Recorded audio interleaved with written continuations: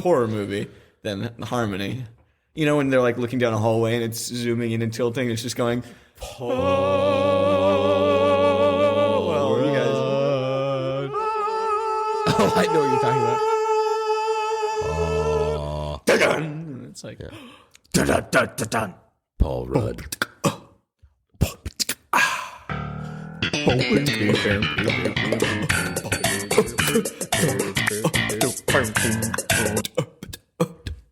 All right, roll the intro.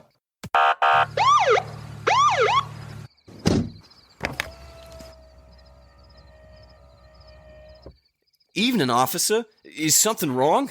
Don't worry, son. Routine traffic stop. We got reports of someone driving under the influence. You know anything about that? Oh, wouldn't it be me? I'm only under one influence. And what would that be? The influence of Jesus. It's time for Under the Influence. Yeah, we don't want to do anything to scare your children.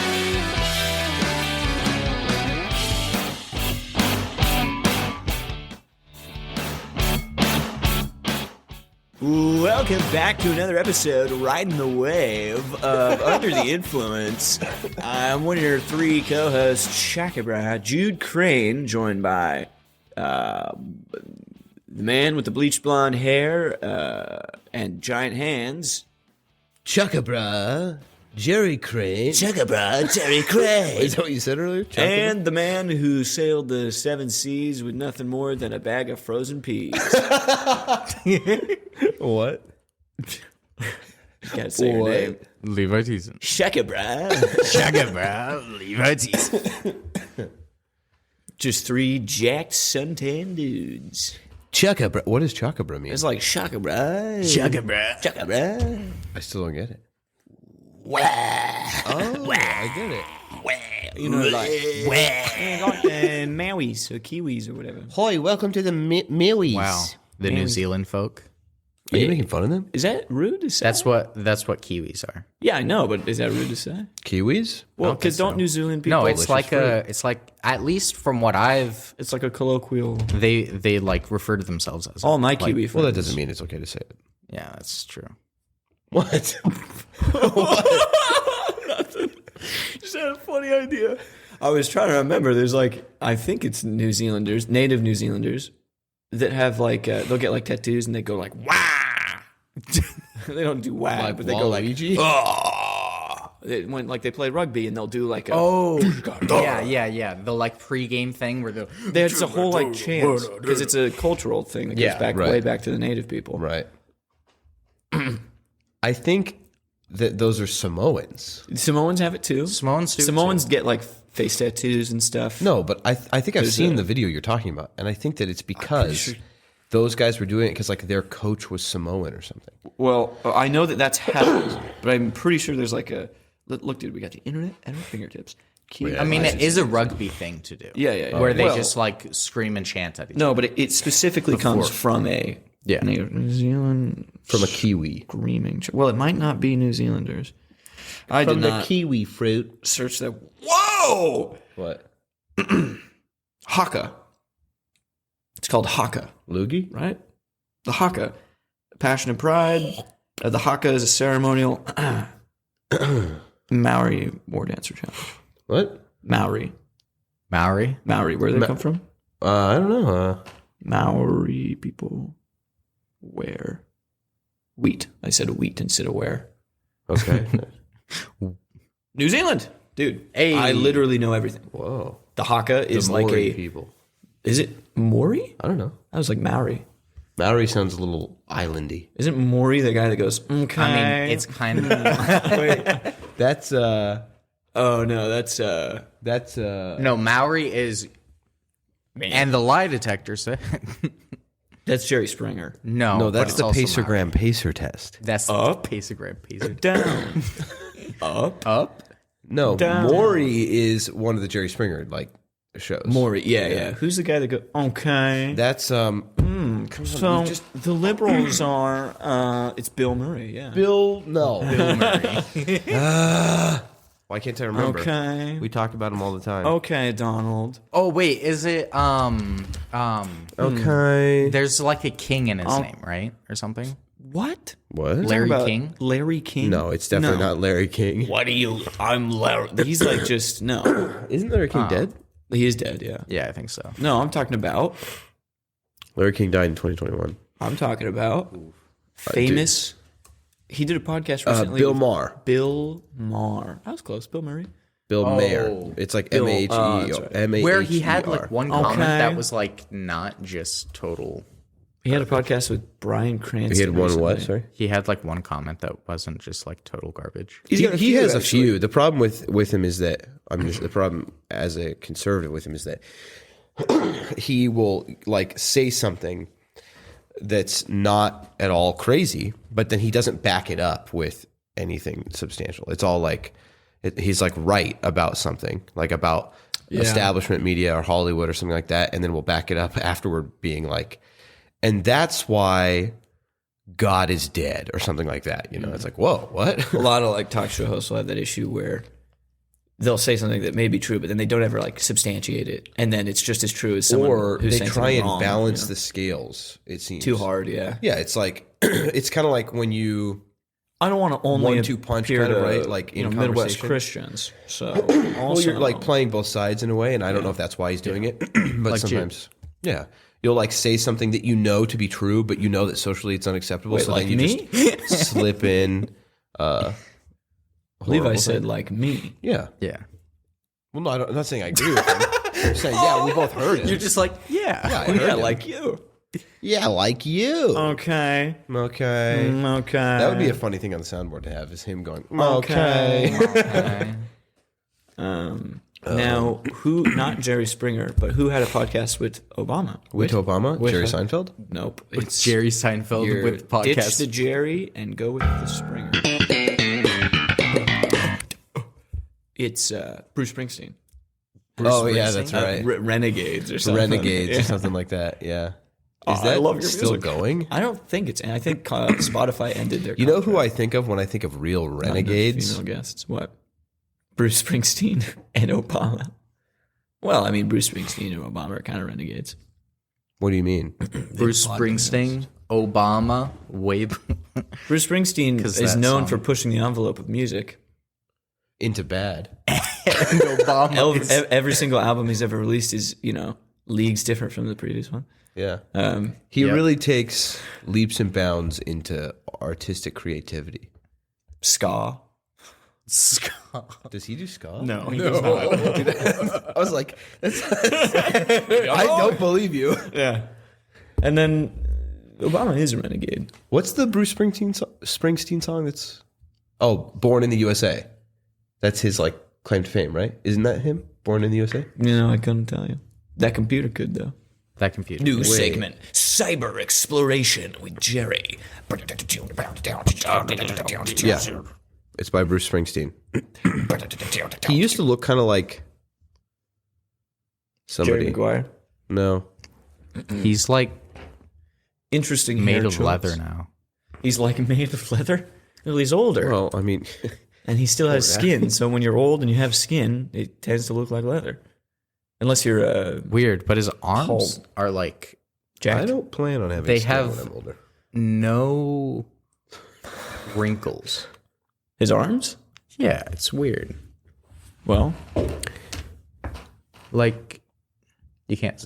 Oh, I was trying to zoom in. that kind of makes sense, I've got right? it as If you're like, you're not, like your face is getting emoted so much, it I develops don't wrinkles, but I mean, arms... you don't often see people Well, in their like, 60s there's- necessarily if they're healthy. when you're carrying a lot, like you got the chicken Wrinkle. wings, you get wrinkly. But yeah. It was just. I thought it was strange. his arms are in shape because he's playing but that what were you guitar. implying? Some sort of conspiracy? Some sort of No, I just thought it injecting was stem cells I into thought it his was biceps. strange. If he was doing that, wouldn't he do it everywhere? Only my biceps. You know what I want stem cells in? My elbows. My biceps are teething. Stem cells in there. Yeah, gross, man. Listen to him purr. Those are my biceps. Gross. Hey, it's Bruce Springsteen, not me. I listened to, I think, the first episode when it came out, but I don't I remember think I anything listened notable. to some of it. I didn't. Just because I thought it was so funny. It is cool. I like Obama's voice, and I like the way he You speaks. like Obama? I like Obama. Yeah, I'll say that. No. It's a little bit violent. Does his life matter? Yes. Oh, I'm talking about you. Probably. Yes. Oh, Jude? No. What? We all have people we like. No, I don't think. Well, there's anything- Obama Hillary has Clinton? Secret Service I think that there's back anything up wrong that with his liking life matters. Because they're protecting him. I don't think there's anything wrong. There's with a joke liking him. there. Life I just disagree with most of his matters. decisions. Secret Service, JFK. There's a joke. I just There's can't probably- quite Well, hey. put it to. Mull it over, and later in the show, if you figure it out, just jump in with it. Got it. I don't care where we are. I want you to just jump in. Okay. He's going to be the entire episode just like trying to Jimmy Neutron brain blast. Bullet. I can see the neurons almost firing. Brain blast. What's up with that? Did you get it? No, but I said brain blast. That's awful. All right. Yes. I have. Excuse me. Excuse me. Gonna go again. All right. Excuse. All right, I'm done. Glad you tuned in. Jury. Dude, oh my gosh. What is Here, do you want some Sprite and Red Bull? I don't know what's going on. I want to try that. I'm just It's like very good tasting. I mean, it just tastes I was like sick sweeter. last week, and I laughed too hard before we started recording the podcast. I haven't been coughing. I don't know why that just started happening. Had a coughing fit. A little tickle in me throat. Dude, my dad's been sick. Like, he's got some like lung thing for like weeks. Come home from work on a skateboard every day. Does a grind on the way in. Like, what's up, Levi? Shaka bra. Shaka bra. No, but he got a thing for it, like an inhaler. And when he uses it, it causes him to have an asthma attack. What? That, isn't And that it's the, his it's the emergency. Yeah. And it's just like, because, I mean, like, there are certain chemical ones that you can get that your body can react negatively to. Like, it's happened before to him. When they But it's put just funny asbestos because in this isn't just for his asthma. He's taking it for, like, what's going on with his lungs. And it's just funny. He's just like, all right, so do I take the inhaler and possibly have an asthma attack or not take it and just suffer? And Does it help with the? kind Despite of, the but asthma then attack? having asthma doesn't help his lungs be able to breathe any better. Oh, Yeah, well. it makes doesn't sense. work either way. Oh, Well, that's lame. Why is he using an Yeah, inhaler? no, he got a different one now. Okay, it was just funny. I thought it was hilarious. Yeah, you gotta weigh. Do I want to get medicated or be in pain? Yeah, that's a terrible decision. Yeah, because it It's funny, but was just like I was just listening. side effects. Side effects may include asthma attacks. Wait, for asthma attacks, don't you need an inhaler? Yeah, that's that. So do you it have was another for inhaler? his asthma?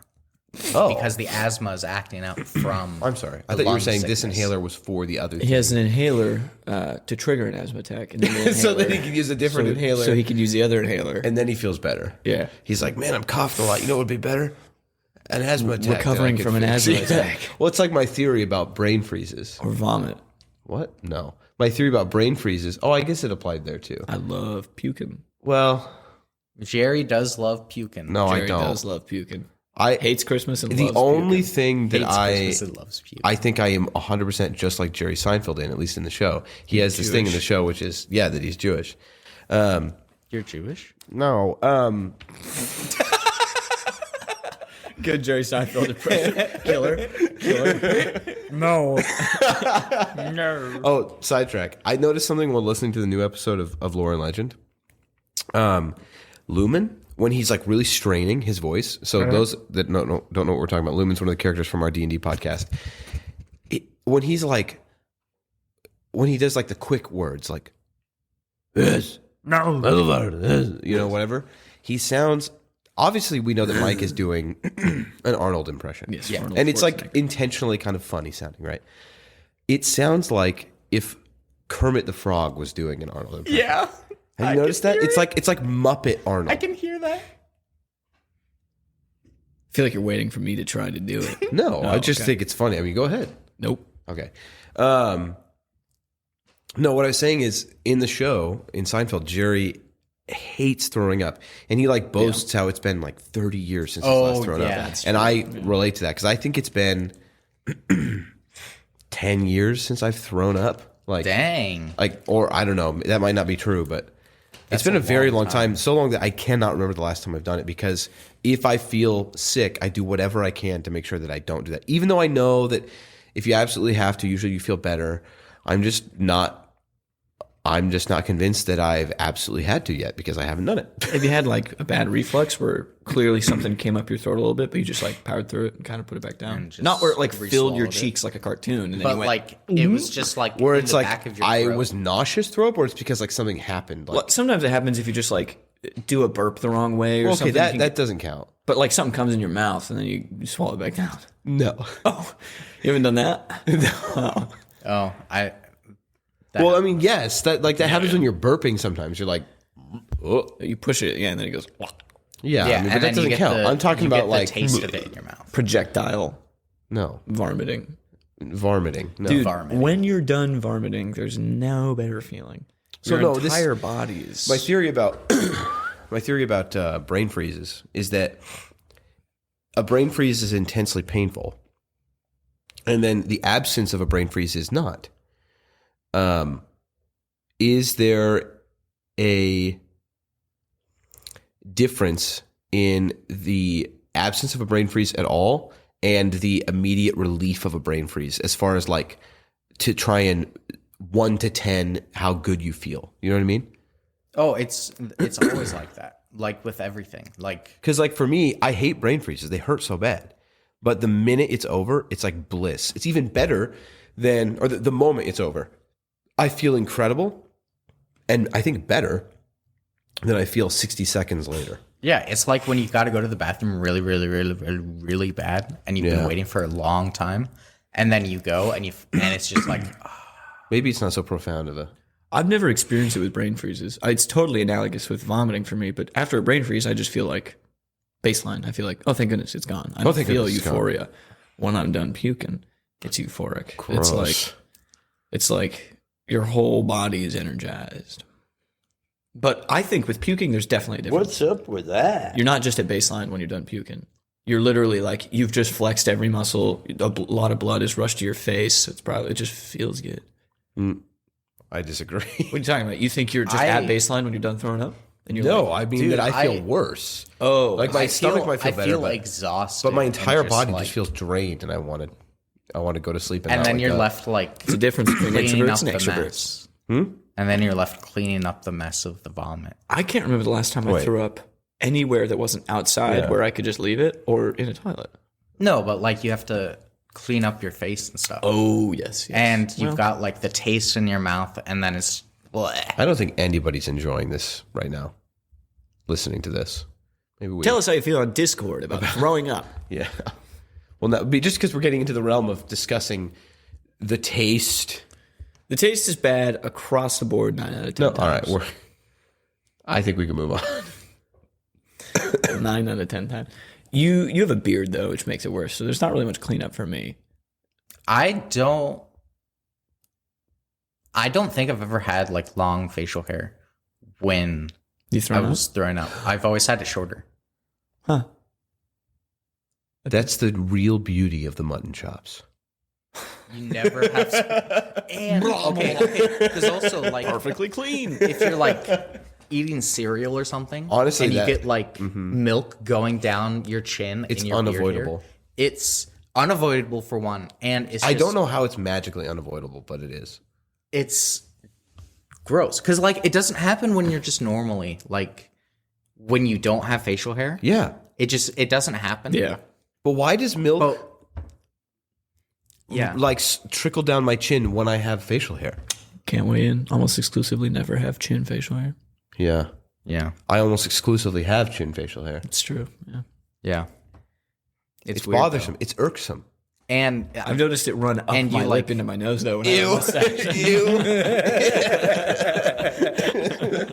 How does it always do that? Yeah, he doesn't do it when I don't have How one. does it get in my nose? How's it getting in my nose? Another great Jerry Seinfeld impression. Yeah, that's what I was doing. That's true. Yeah, I gotta get mutton chops again so I can puke and eat cereal with no consequence.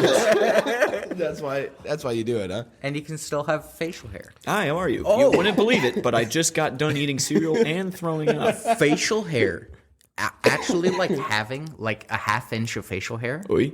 is like actually helpful in reducing the amount of damage that you take from blows to your face. Yeah. Oh, yeah, because It's like a significant It is amount. significant. Yeah. You will go from breaking a jaw and the same force of a punch will just not Yeah. with facial hair. That's how good it is when it becomes like pushed and taut, and how the hair immediately disperses it the energy. disperses slides. it, Yeah. and there's an air cushion, and it's just like it's beautiful. It's crazy. Yeah, Whoa. You should punch that's Levi and why then the me. U.S. Army should allow their forces to have facial hair. It's not going to do that to a bullet, pal. Actually, they did a test. Right, yeah. Right through. The poor guy. He's like, I told you. Yeah. Okay. They're like, yes, but your country needed to know, son. Maybe if Dude, you could get honorably discharged for that. having a beard. Having a beard? No, getting shot shot? through the face, like for a test By of your- Okay. by the military. That makes Then sense. sign me up. Yeah. Wait, were you saying it like that's a bad thing or like No, honorable? like that's a good thing. Like you could be like, oh man, It was with honor that he was walking through the firing range and got, shot. he had one side of his hair with facial hair, one side without, and the bullet went straight through them both. Jeez. Oh no, a caught. It got caught. Unfortunately, we started with the side without. So it got caught on the other side. Oh, if only it shot me on the other side. Yeah, we just stopped dead in its tracks. A bunch of different symbols and Hey, numbers. in the business office, there's like a... Dude. Okay, was that you? Yes. So there's a picture on our whiteboard, and it's like a cone, and then it has black hole. Dude. And then like this, it looks like some sort of logarithmic equation, and then like, draft plans of like a rocket ship or Let something. me tell you, you are on the nose on every single thing that you just mentioned. 100. Did Dad tell you? No. I was thinking just a looked while at it, ago of a and cool. Did you stop taking your schizophrenic medication? Apparently, I thought of a really good like space story that I think would be cool to make about it's not really fleshed out. That's why I haven't really talked to anyone about it. Well, then, but the main idea is that some reason or another, I was thinking we start making giant batteries from the sun. Like we find a way to build something that we can shoot into the sun that'll come back, and it'll be like this massive battery. And then once it lands back on Earth, this all started from seeing Elon's rocket land. On the sun? We'll have and then once it lands, we'll have like this battery that'll last us 100 years or whatever. Yeah. Somehow through doing that, we screw up the sun. Nice going, humans. Yep. And Like we would. we calculate a date at which we realize, shoot, the sun's going to go critical and become a black hole. Critical. It's going to implode on itself and become a black hole. Right. And so, we're all going to die.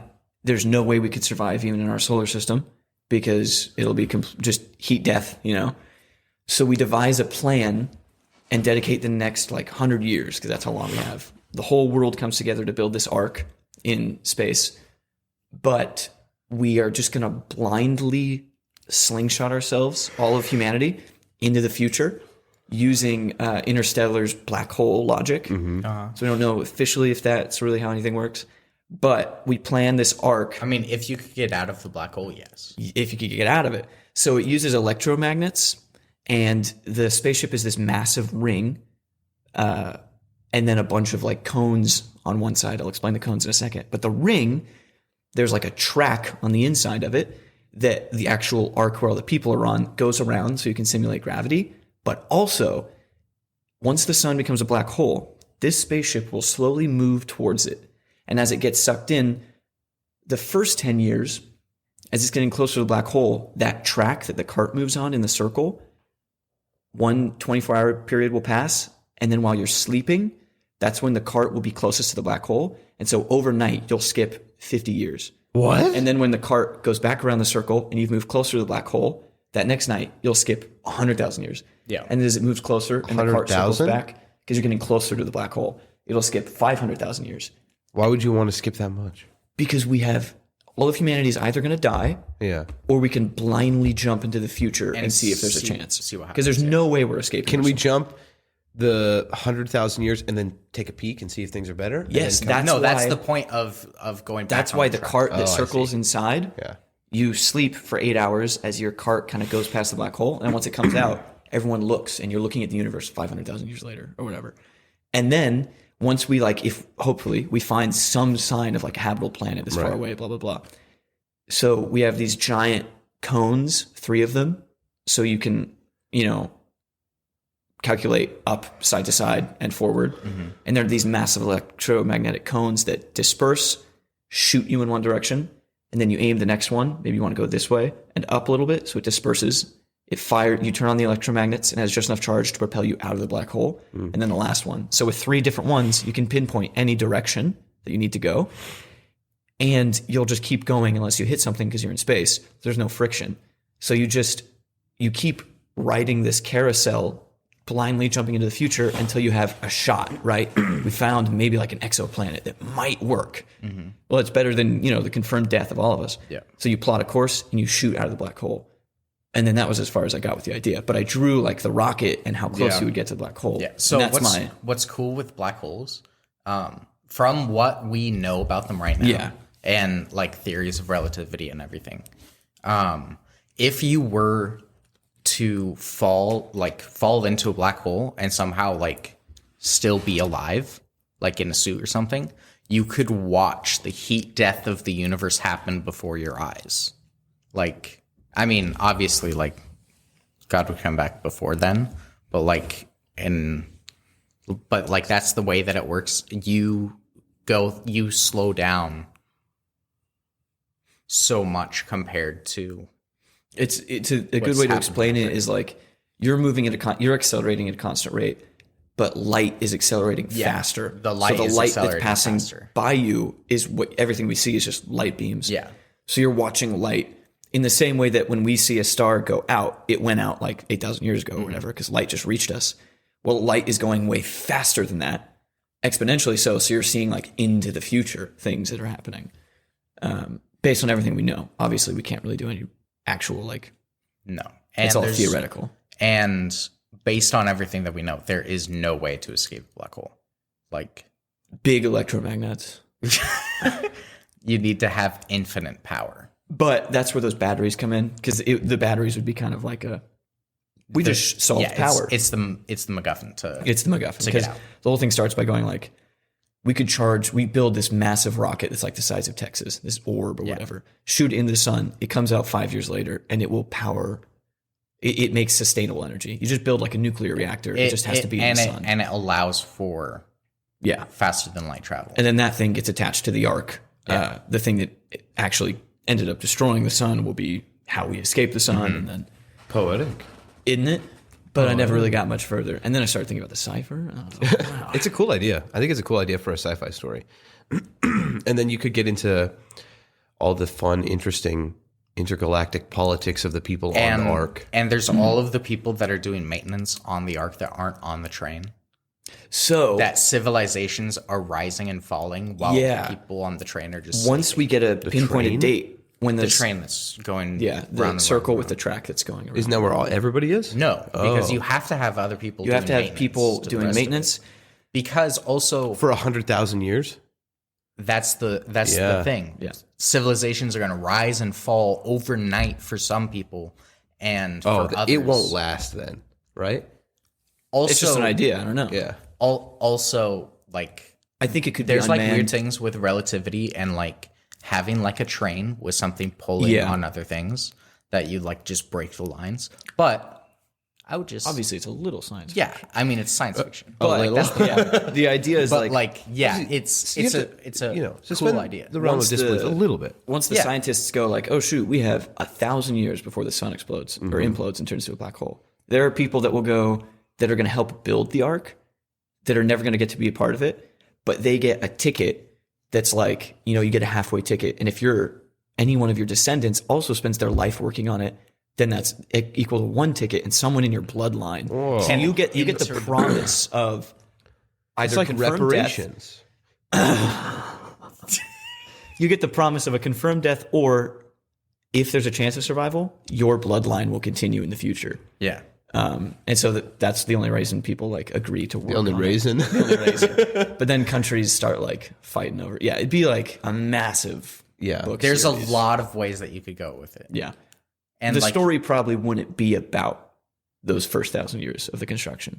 It would be about obviously it that would would take probably place. be the people that are working on the ship. Well, you'd write this story, this multi-book story, and then after all of your success and fame, you'd go back and write the prequels, which would be about the people that discovered how to create. Or it's all like the entire story is like all of these generations of years and like thousands of years of kingdoms rising and falling, and then you make a ultimate book that's just the people on the ark.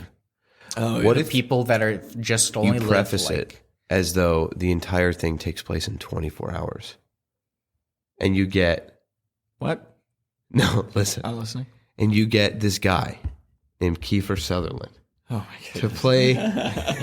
to play the primary role, and you call it 24. Oh shoot! They already made this show. No, but this is in space. That's right. It is in space. That's the only difference between my idea and the Yes. show 24. No, it's totally and different. in between the chapters it goes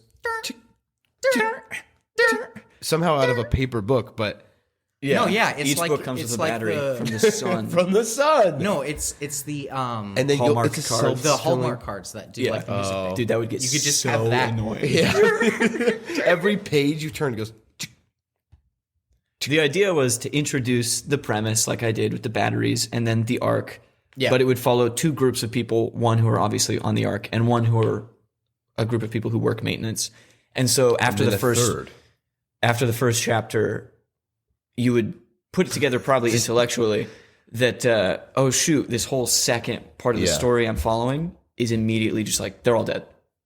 Yeah, So you they're have just to gone. grapple with like, shoot, does anything they're doing really even matter? Because the next chapter is going to be about the people on the ark, and they've already outlived the other people. Yeah. I don't know how I would. Well, if you do it every other chapter, then you're going to be skipping time a lot. No, yeah, it wouldn't be every other, but you know what I mean. Every time it switches. It would be cool to see like some of those interesting stories that are, you know, almost time stamped in a way. What if like each book, the last chapter is the people on the train coming back around? Like right? it goes one through- cycle. Yeah. Yeah. Each Yeah, so cycle that's what I is was a saying. book. Like, you're getting these cool timestamps basically, and so like there's this huge long story, and then it skips to this chapter or the end of the book or whatever, where these people are just like, "Huh." They're just seeing the aftermath, like, wonder what happened, and you just read what happened. I think I'd probably just try and Make it good. do what I said, but just now you gave me the idea of like, oh, I could do what I said, and that's what the reader thinks is happening. But then by the very end, the group of It's people all- you're following on the arc get off, and they meet with the people who are doing maintenance. And the people that were doing maintenance were actually on like the last maintenance shift, and so they're generations down.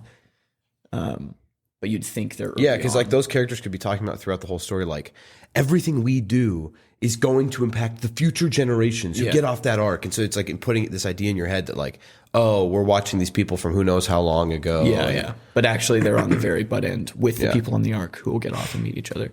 yeah. That would be cool. Yeah.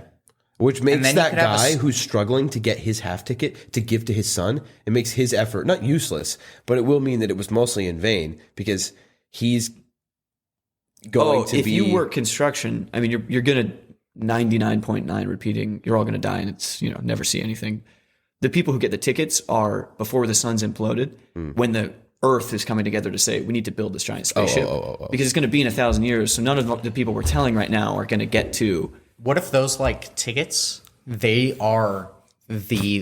like there's a whole religion that kind of like formulates because of the stories that's been passed down. Yeah. Hold on to this ticket, son, because then passes it down and down and down and down. And all these people It's a physical have ticket? given up on the tickets, and other people have like held on to them like holy things. Yeah. And then the train comes around and they've been waiting, and then instead of angels, it's just other people that are on the train. They're just like, yo, what's up? Oh man, that'd be depressing. Yeah. And then there's all these people that had like lost their ticket, or like from thousands of years of generation after generation. But then the holy people, we can enter the train. Obviously, it's not a physical ticket. It's going to be Yeah. tied to like, you know, The everyone number gets- of the beast. Yeah. They're going to get tattoos. Yeah.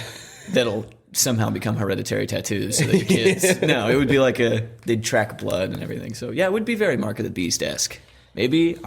Sorry, can't write the Jude book. And then you could rewriting have a- Revelation. You could have a Snowpiercer book. So, hard topic shift here.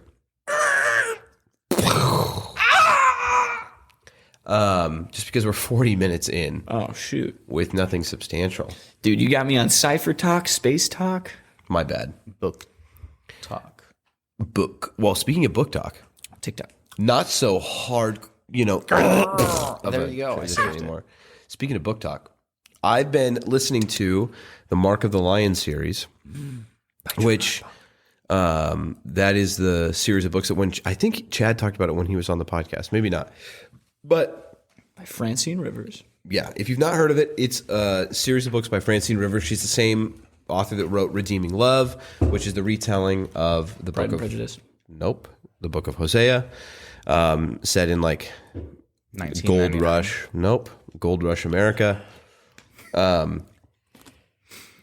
That book is pretty phenomenal, but the Mark of the Lion series is really fascinating. And it's set, I think, like just over 40 years after Christ's resurrection. And it's set in it starts like set in Rome, and then there's some stuff in Ephesus and just all over in Judea and everything. But there's like four main characters that the story's about, and that you can kind of see how they connect over time. But the primary one is a slave girl, a Jewish slave girl named Hadassah. Dude, it is such a cool book series, though, if you haven't read it or haven't listened to it. But it's really had me thinking lately, and about a primary kind of topic throughout the series, which is so much of it is wrapped up in suffering, kind of, because immediately when the book opens, the main character, I'm not going to spoil anything about the book other than like the very beginning, but it opens up with this main character, and Rome is coming through and just decimating the Jews, and then destroying Jerusalem under Titus's, command.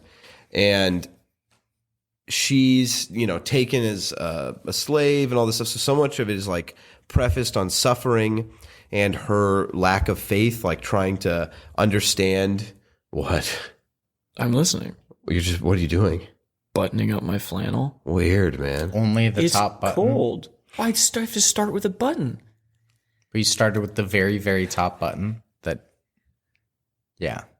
That's what I thought you were doing. No, it's not what I was doing. I was just buttoning up my flannel. I Well, was listening to it. So it's like prefaced on suffering, and she has this lack of faith, and her father was somebody who had immense faith and and has claimed to have met Jesus in his life and all these things, and it's just such a fascinating book. But it's had me thinking a lot about something that's not like a secret topic or a revelation necessarily. It's certainly something we've talked about, but the idea of in our suffering turning to God for guidance and wisdom, but also in trials seeking to learn what His will for your life is. And that's just such a recurring theme throughout the series of the books. And it's something that I've been kind of thinking about a lot lately just in my life, which is how I can more appropriately I need to transition to that moment first. But there's so much of the suffering that is like physical malady throughout these stories too. Mm-hmm. Like certain characters who are, for whatever reason, left paralyzed or something else happens, and they have to grapple with the fact that they have this faith in God, and they believe that all things work out to His purpose, right? And they believe this, and then they are provided this test for that faith. Like they're willing to say that to others, and then you see this character, that's been saying that to other people, have something that they have to face, right? To see if basically, if they're willing to put their money where their mouth is, kind of. But it's just kind of tied into something that I've been thinking about a lot, which is questioning myself if I am actually using my body, like my physical body, for the glory of God. And I mean that in like a bunch of different facets, but one of them is just because I've been trying to be a lot more health conscious recently. Well, I have been being more health conscious. Excuse me. And I've talked about losing weight and working out again and things like that. But then just thinking about the ways in which like I've always, well, I should say, we've talked a lot about thinking about the things we do or the things we say, and are they bringing glory to God, or if we are bringing glory to the God in the things that we're already doing. But I've just been trying to think a little bit more intentionally now about like physically what I'm doing or where I'm going. And that applies to a whole ton of areas of the life of the believer. Like it applies in abstaining from like sexual immorality, right? But then also from like becoming gluttonous and lazy and all these things. And it's just interesting because that's been on my mind a lot. And then I've been listening to these books now, and there's just a character in the book that is, as of right now, unable to speak or move, almost entirely paralyzed. And their mindset is put on like, even in this physical ailment, I'm unable to do the things I was doing before for God, which were very physical, things like going places and serving the poor and serving the widows and orphans. And now they're like left unable to do any of the things that they were doing for God before, which they were doing it for those reasons. They weren't doing it selfishly. Now they're left with like trying to grapple with what they even can do. And I don't know. It's just very interesting. I don't really know where I was going with that, other than it's just a fascinating story so far, and it's had me kind of thinking more about, in the wake of just really difficult situations, if I am actually asking God, not just how I can learn from Him, but asking God how I can still serve Him, because this character has to come to realize that like, the way that they thought they were going to spend the rest of their life, or the only way they knew how to continue to serve God before this physical malady, was like going places and serving Him in that way. Now they're left with, how can I even do anything anymore? And they just realize that there are people in their life who need prayer. And so for the hours of the day that they spend paralyzed, unable to move, they just pray like unceasingly.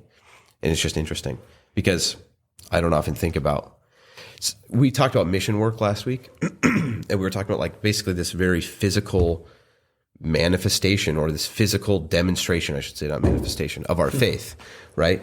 Being like, we were putting an importance on it, which should be there, being like, well, we have this faith and we believe what the Bible tells us, and we believe that we should serve as a response to that.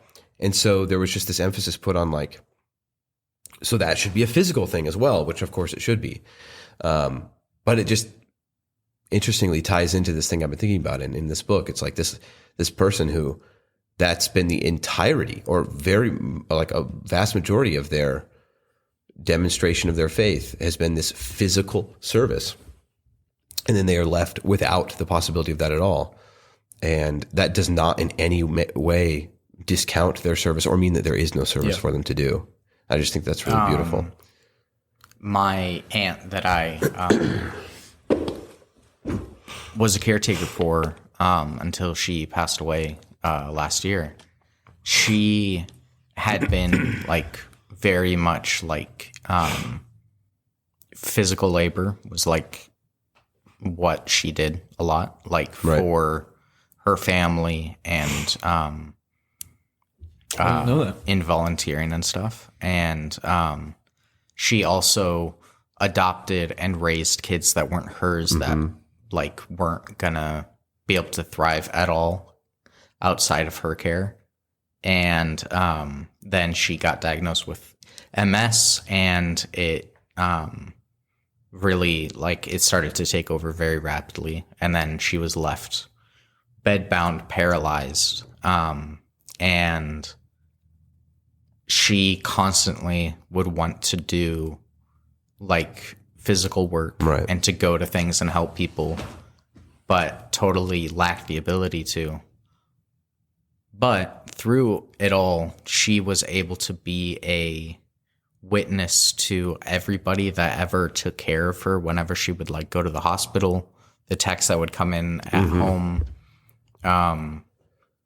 And she would constantly be asking about people and praying for people and wanting to hear about things so that she could pray that they'll happen or praise that they did happen. And she was constantly listening to the Bible and listening to worship music. And she was constantly trying to do. And she was able to make an impact on a lot of people. Everyone at the hospital that had ever worked with her always recognized her afterwards, not because she's paralyzed, because they have a bunch of people that are, that come in and out, but because she's in constant pain, paralyzed, unable to do anything really for herself, but still had a smile on her face all the time and had a happy outlook on the rest of her life and had joy. And she was able to be a very impactful witness to a bunch of people. So, yeah, it's God finds a way of using you.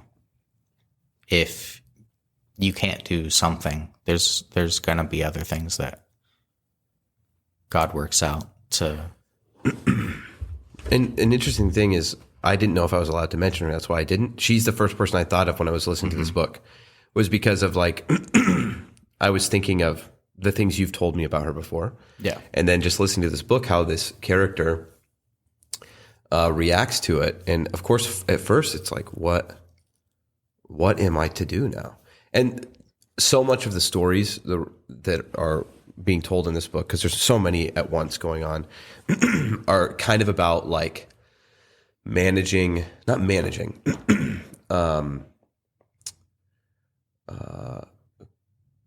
correctly dealing with what God has decided for your life versus your human expectations of what God will have for your life, kind of. Because even the characters that are unbelievers are like having to come to terms with what God obviously has for their life rather than what they wanted for their life. And then the believer characters that are like professing, like, I have faith that I will follow what it is God wants me to do, they're still like creating expectations for what they think God will have them do, right? Mm-hmm. And then it's almost always different and greater, right?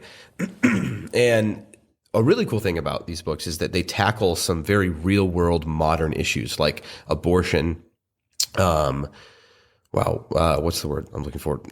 Euthanasia, the single word, not three words. I thought that you were laughing over there. No, I didn't even think about it until you said it. Three really important topics. Youth in Asia. Yeah. Which, I mean, is an important topic, but for different reasons. No, it's strangely like dealing with those in a very, I think, appropriate way within the context of a story that is taking place in ancient Rome. And it's talking about abortion and like euthanizing people who are, as far as the public is concerned, are too far gone, or, this is, pity on them, or this is merciful to just kill them. And it's fascinating because like there's this character who could be euthanized because it's like, nobody knows if they're responsive anymore or anything like that. And just the topic of it like comes up and it's discussed in a very like it's a real possibility, I should say. And you just kind of come to find out that the character is obviously still being used for God's glory. Yeah. And if anything, in a totally new way, and probably or definitely more transformative and more impactful way. And that is because God is incredible and magnificent, but also because their response to this malady, right? Their response to their affliction or whatever is an appropriate one, right? They deal with the shock and the fear of it by turning to God, and instead of growing angry or rejecting, like there are examples of that in this story as well from other characters growing angry and rejecting God because of tragedy in their life. But it's just a beautiful story. So I highly recommend it. They're really, really good books, but I'm just been thinking about like difficulties, and it's been making me think like the very real things that I want for my life that seem obtainable, that seem like good things and are things that I expect, not because I think I deserve them or anything, but because they just seem to be obtainable. It's making me value them more, but also just making me realize like how quickly God may use the absence of them to teach me something, you know? Yeah. And not to say that I'm sitting here going, well, I'm just waiting for God to take it away from me. You know, that's not what I mean, but it's like, I do think there's a healthy dose of being aware of the fact that this life is on this side of eternity, right? Yeah. This is the stuff that Fleeting. that is fleeting, and that is so temporary, and that the things we do matter, but the things we have don't. Yeah. It makes me think a lot about, this is not exactly, it's congruent to I think what you guys are saying, but it's going to sound not at all at first. But when I was thinking about getting a tattoo and talking to people about it, just like the biblical, you know, what the Bible says on it. And I forget who told me this, but so I apologize. But someone said, they referenced how the Bible repeatedly says that your body is a temple. It was me. No, it wasn't me. No, it wasn't. It definitely wasn't. And because you wouldn't say this. They were saying probably your body is a temple. And so some people, you didn't even tell me you were going to wouldn't they want, that's true. Wouldn't they want to make their temple in every way they can point to God? So make it something that people would look at and go, wow. Wow. And that the way I'm re-saying it is bad, but it's how much power you can, how effectively you can witness. And this is going to sound reductive, not through presentation, but through how you present yourself.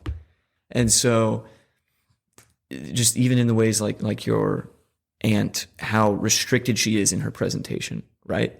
But in everything she does, she presents herself with her willingness to pray. Just give me, I just want information, right? So I can pray to you.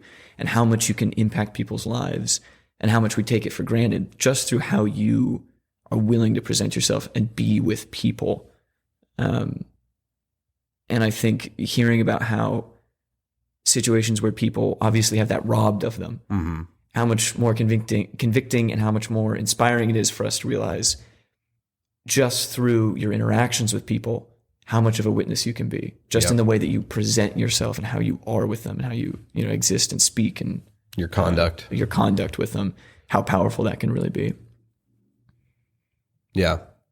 No, it's something that I've certainly been more mindful of in recent years, just in wake of like difficulty, asking myself, okay, what is it? Not just tragedy, but even just difficult situations. Like, what is God trying to teach me in this? And it can sound callous when someone else is going through something difficult to tell them that, but I think it's important still that we do in a gentle and loving manner, not to just be like, well, suck it up, God's trying to teach you something, right? But like when something is going on, I think it's important to help, if you are there, to help someone, to help them deal with it and then bring them to that.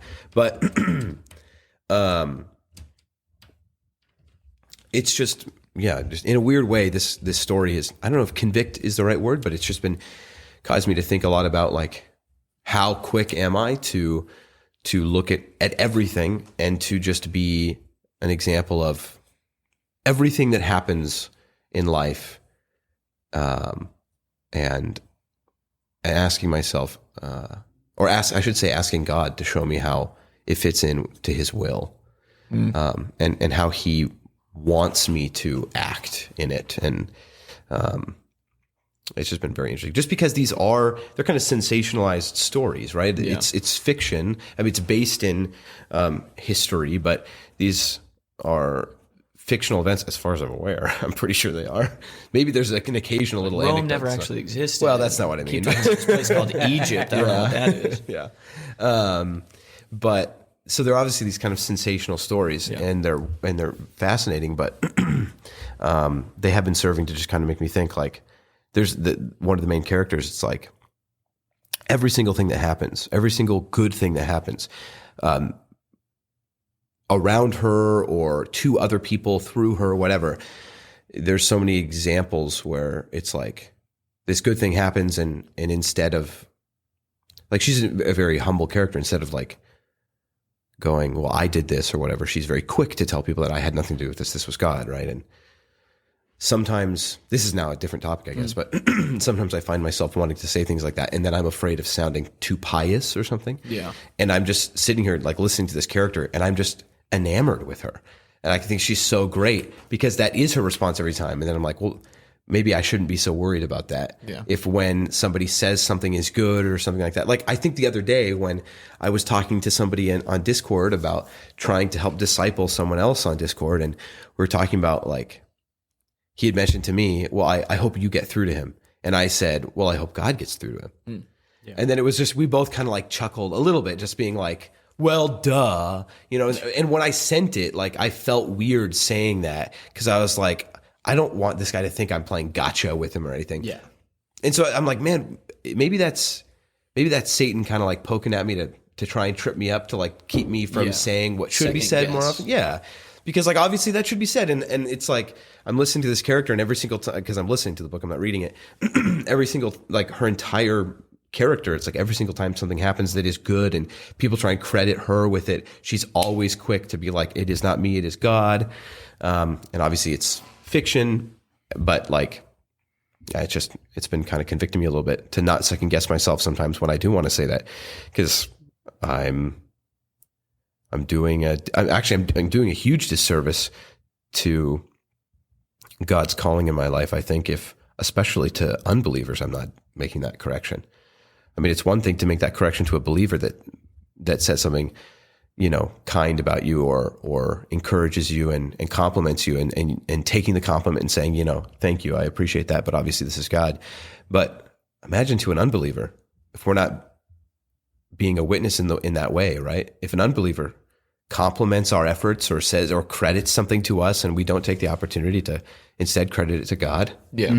I think, and obviously this kind of dances into the topic of, like, just being bold and brave and being a witness for God, because it kind of ties into the whole, like, it can be difficult or scary to say anything, you know, for fear of rejection, but it's another way that we should be witnesses, in the same vein of, like, being bold and sharing the gospel with people, or speaking with them about our convictions and not being afraid to do that. But also, even when we're receiving compliments or being credited with things, but you know, instead verbally giving the credit to God, to, like, telling them that, you know, not just like thinking in our head. Because sometimes I think that, you know, that giving credit to God is just an internal thing. Like, somebody says something, or you recognize something that you were able to do or whatever, and then in your head being like, you know, thank you, God, for doing this for me. But I think that should be a verbal thing, and it should be something that serves as another way for us to witness to people. And it's not as though this is some profound thing that I'm discovering myself, but it is just something that's been on my mind that the Bible tells us to do, right? Mm-hmm. But yeah. But it's cool that you brought up your aunt, because I was thinking of her. Yeah. This book, there's a character in it that, in a very similar situation. I was just like, This is just like everything I've known about Levi's aunt that he was taking care of. No, yeah. She was very good about that. Along with that, like them deciding, like the euthanasia like aspect of it, Right. Because whenever my aunt would be in the hospital, like really sick, and whenever she would be unresponsive on a day, because she would have days where she was able to respond and days that she wasn't, Right. they would constantly come in and try to sway me into Right. like changing her to DNR. And it's just like, no. She wants to live. And they're Right. like, well, do you really know that? And I'm like, yeah, you had me ask her yesterday. And she still said she wanted to live. I don't think that changed overnight. But it was a big thing constantly every single time that I ever, basically every single time that I had an extended interaction with a nurse, it always came up. And it was just like, it was crazy. And having to say the same things a lot of the time to the same people. Right. Yeah. It's interesting because that whole mentality of euthanasia, right? It's like the other term for it is death with dignity. It's almost as though it comes from a place of goodness, right? Like in a way, I don't agree with it. It's like but it's like compassionate, right? Now the people that are malicious in it are guising it as compassion. Yeah. But it is, for a lot of people, I think the people that are just, I guess you call them the foot soldiers of it, right? That are coming to you regularly, that are like, are you sure? I mean, for them, I think it is, they would say it is from a place of compassion, right? no, Like, yeah. And I can totally see that side of the argument of it for someone. Oh yeah. In these kinds of conditions where trying to imagine it, it's terrible. Yeah, what I'm saying is, though, we've already talked about this on a previous episode, but like the opportunity to suffer like him and to connect to him in that way. Yeah. We are obviously not called to run out into the street and throw ourselves into it for, with reckless abandon for no reason. But that is a way, right, that like humans crave purpose in the things that they do. Yeah. Right. And we know as believers that we are, we find the only truly fulfilling purpose through a relationship with God. Nothing worldly, no worldly purpose will ever matter. Or no self-attributed purpose. But the purpose of serving and being obedient to God is the only true fulfilling one. And so imagine in our suffering, even suffering like that, where the possibility of having a way out of it is provided. I understand that compassionate angle, but I've never been more certain now of this idea of that I disagree with the idea of death with dignity or that movement, right? I guess I'm taking a pretty hard stance on a public platform, but because like I did, my senior project about it. And even then when I was like, I had to research all of it, I was just saying like, well, I believe this to be true, but like, man, never have I more than I do right now disagreed with that sentiment than right now, just because of like, it is an opportunity to, even in immense suffering, not take an easy way out, but instead to be furthermore connected to Christ and to continue to serve him. Right. And your aunt in those moments where she knows she's living in suffering or in difficulty or tragedy, and she tells you, no, obviously I don't want that. It's because she knows, I'm going to continue to serve God in exactly the way that I can, and in uniquely the way that he has asked me to, or commanded me to. And she's remaining obedient. I think it's a divinely, and I'm not trying to take away anything by using this word, but ironic, a beautifully ironic situation where people would come, a nurse would come, and I'm sure out of compassion, try and sway you towards the direction of euthanasia or having her as a DNR. but then anyone in that situation who's willing to endure tragedy and suffering, I'm certain, would be of the idea that, well, hold on, allow me to be compassionate to the world, to suffer through this, to people, to unbelievers, so I can pray for them, so I can just be a working force for them. Like they are being compassionate and exuding compassion outwardly, and we're trying to. And oftentimes people will try and stop that through a feeling of compassion. It's ironic. No, that's kind of what I was getting at earlier, right? Like that's why I was mentioning it. It comes just because there is that strange sense of irony almost, which just goes back to another thing we've talked a lot about, which is I can't remember where I've talked about things, if that's here or at Bible study, but how Satan so effectively uses things that appear godly, right? He's going to do hearkening all the way back to Adam and Eve, and how he's tricking them in a way by basically saying things like, oh, this is Chad that said this, right? He's like, the way he tricks them is by saying, well, or the irony in it is that we are seeking to live godly, like to live like God, or for God to be made more like God. And the way he tricked them was by saying like, well, you could be more like him. Like you can know what he knows, right?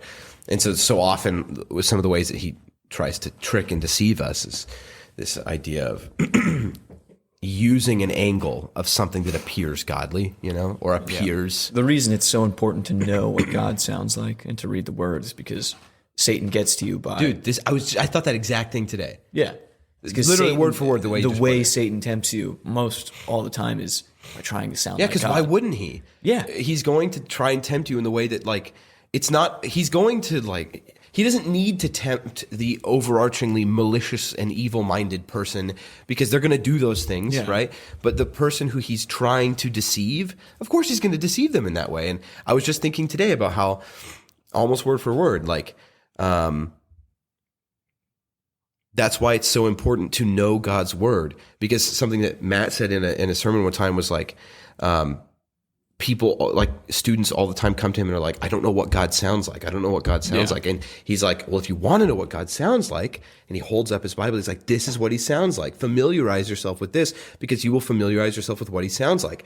And it's like, so often the ways that we are deceived by the enemy, we are deceived because we're like, well, this sounds good. This sounds, maybe like a good course of action, maybe even like the way the Bible tells me to go. It's like, well, you're not going to be able to distinguish that. First of all, without God, a relationship with him is necessary, and, asking him for wisdom. But if you're not familiar with the Word of God, which has been a recurring theme on the show, we've said this so many times, then you're going to have a real hard time distinguishing when it really is God and when it is instead the very skilled and effective enemy, the deceiver, who is instead twisting that. And it's fascinating. But good books. Read them if you haven't. Highly, highly recommend them. I'm almost done with the second one now. There's something I was going to say earlier and I don't remember now, but just about them.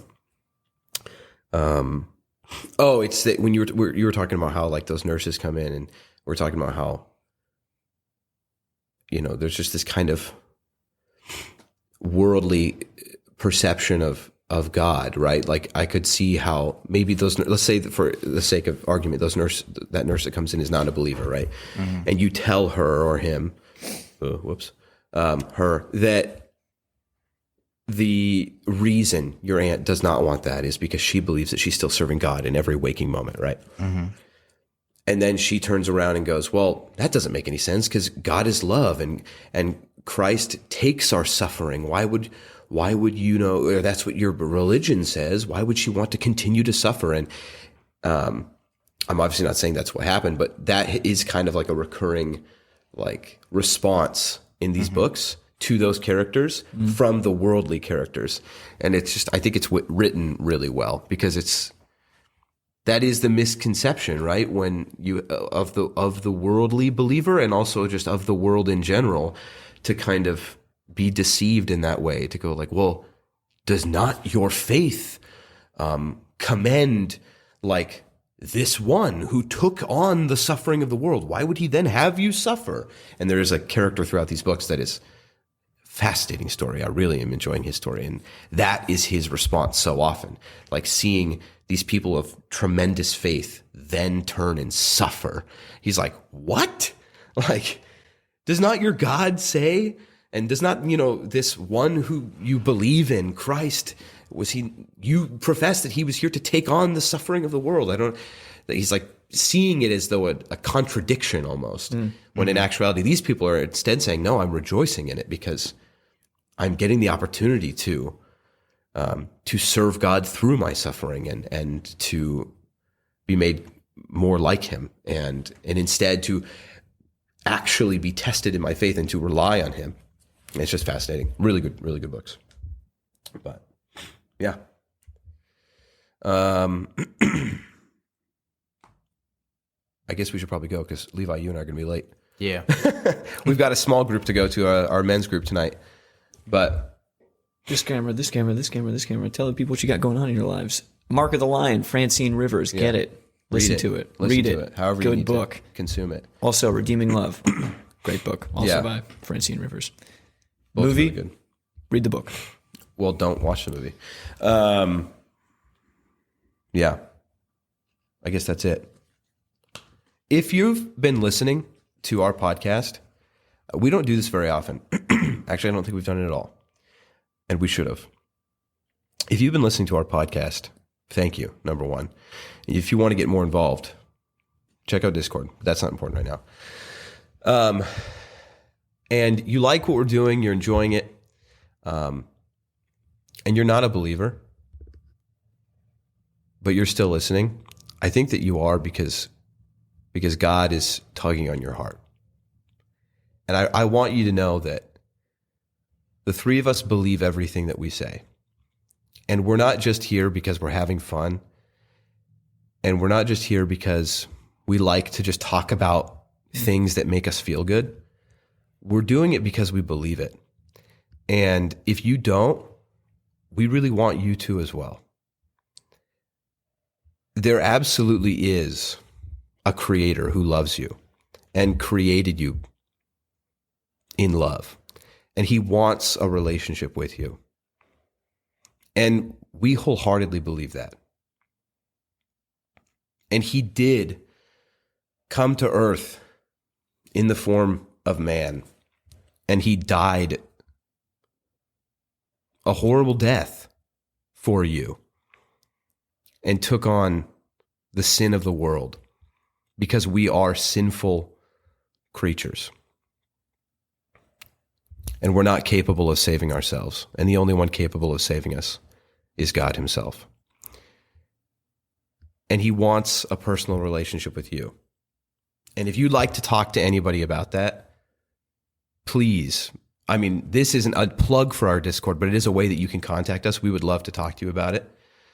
Because I know that there are people that listen to this who are not Christians, and this is not to say that you can't. I love that you are, and I love that you're listening, and we love knowing that people enjoy what we're doing. But there is a greater impact and goal behind this, and I think we've failed to share that often. But God loves you, and he wants a relationship with you, and he just asks for your belief in him and to follow him. And so if you'd like to talk to somebody about that, please reach out to one of us. We'd love to talk to you about it. But is there anything else, you guys? No? No. All right. We love you guys. We'll see you later. Roll the outro. I end the program by saying you've made this day a special day by just your being you. There's no person in the whole world like you, and I like you just the way you are.